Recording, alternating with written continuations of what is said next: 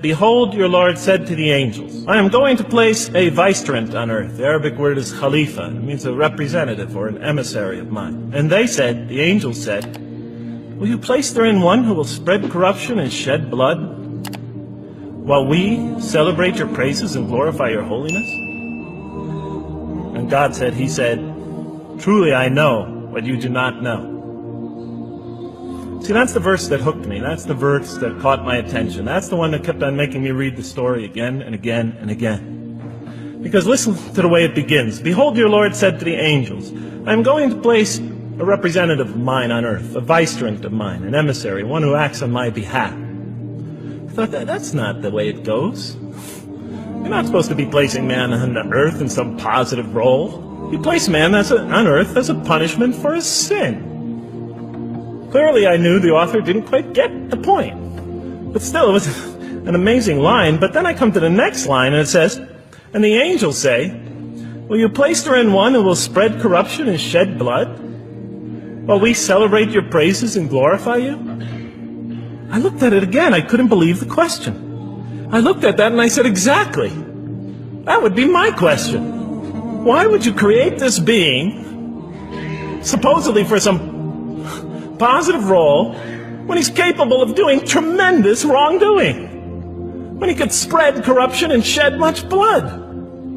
Why would you create this violent and pernicious creature when you could create angels? As the angels clearly say, well, we, the angels, celebrate your praises and glorify you. They were asking one of the most fundamental questions in the entire history of religion. Why create you, man, this utterly fallible creature, this creature who could rebel against God's will, who could do such tremendous wrongdoing, who could wreak havoc like no other creature on earth, when you can make them angels? That whole question, everything that I ever thought, everything that I ever experienced, everything that I ever knew was in that question. It was as if the author took my life and wanted to pick out exactly the right question to humiliate me, to provoke me, to anger me.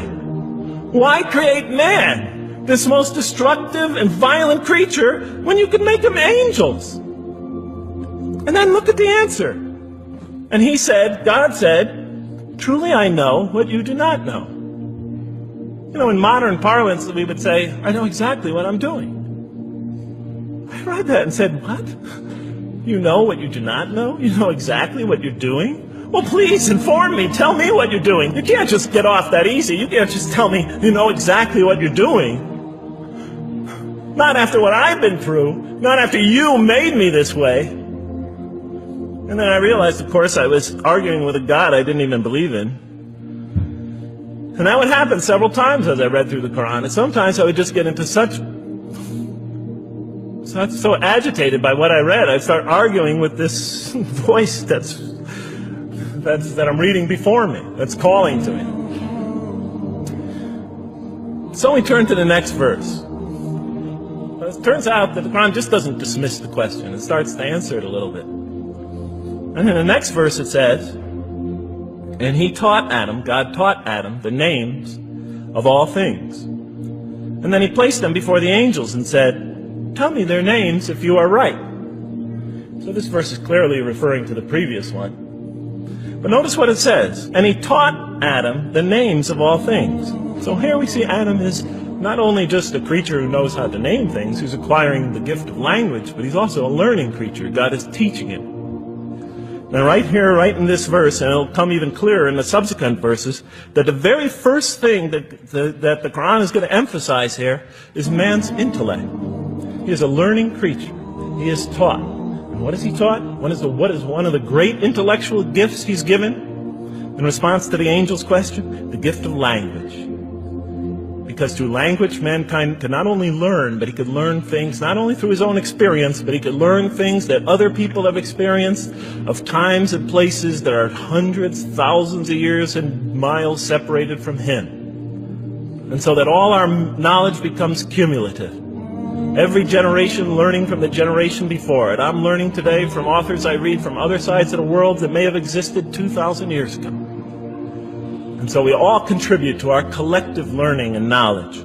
And so what I'll see later in the Quran, And the Quran will emphasize this again and again and again. Like in one verse it says, read in the name of your Lord who created a man out of a tiny creature that clings. Read, it commands the reader. For your Lord is most bountiful. Why is he most bountiful? What great gift did he give you? For he taught man the use of the pen, and through it taught him what he otherwise could not know. And he taught Adam the names of all things. And then he placed them before the angels and said, tell me their names if you are right.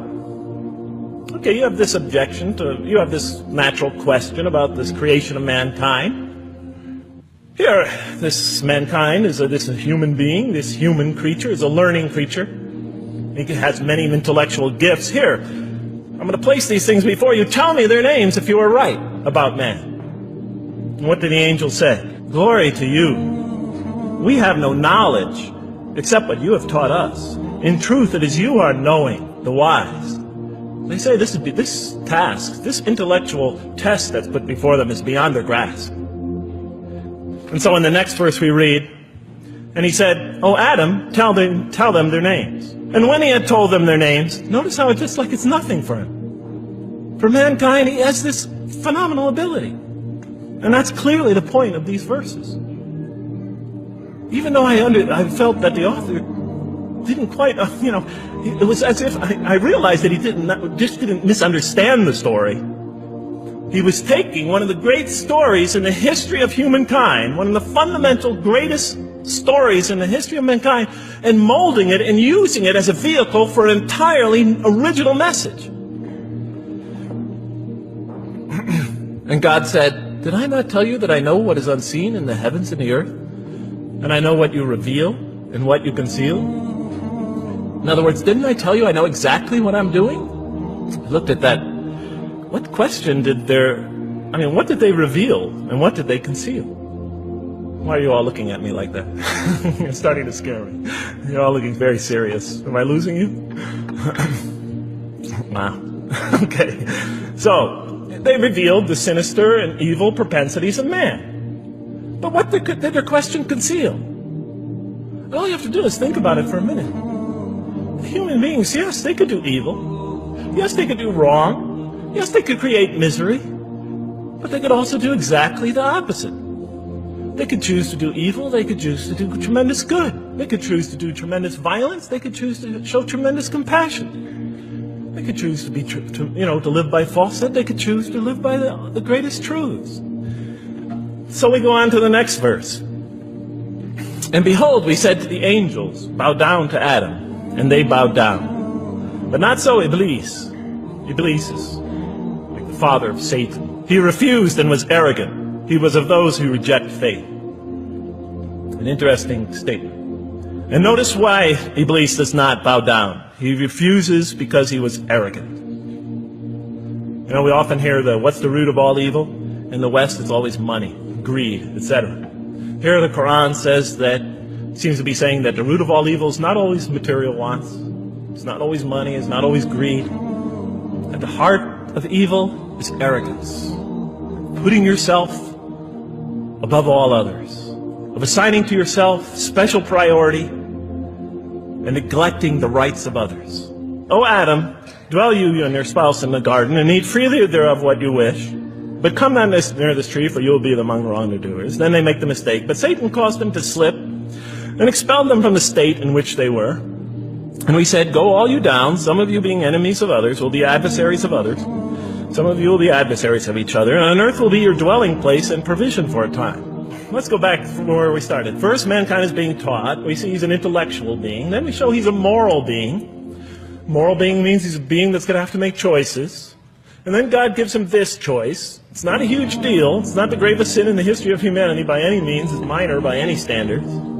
They make it, though. We see that God originally intended to put man on earth as his vicegerent. When does God finally put him on earth? What signals that he's ready to begin? He makes his first independent choice. It's not the worst deed in the history of humanity. It's minor on anybody's scale.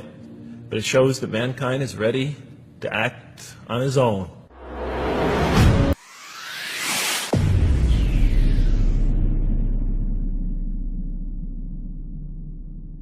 إذا كنت من المتابعين الجدد اشترك الآن في القناة ليصلك الجديد بالضغط على الزر الأحمر أسفل القناة مع تفعيل الجرس، ولا تنسوا دعم المقطع بلايك. شكرا لكم جزيل الشكر.